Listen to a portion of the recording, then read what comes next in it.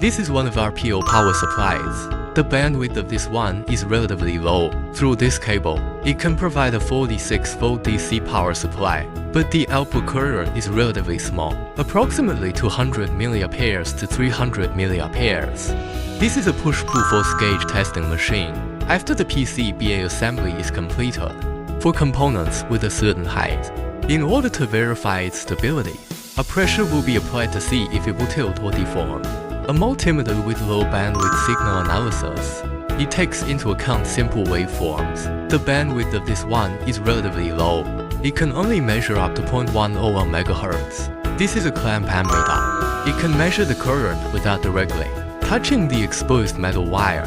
Digital multimeter. This is one of the most frequently used instruments for maintenance. It can measure continuity, voltage, conduction, resistance value.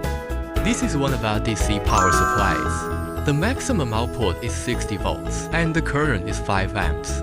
This computer is specially used for burn-in BIOS. There are drivers for some common, various chips on the current, marked installed in it. This is our oscilloscope. Its bandwidth is 0 to 300 MHz, which can meet the requirements of signal, maintenance, voltage test, and debugging of most electronic products.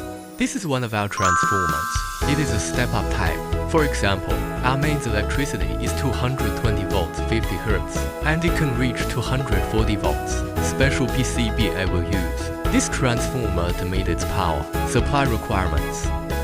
For more information, please follow FAST TURN Group PCBA to help you learn more. Thanks for your listening.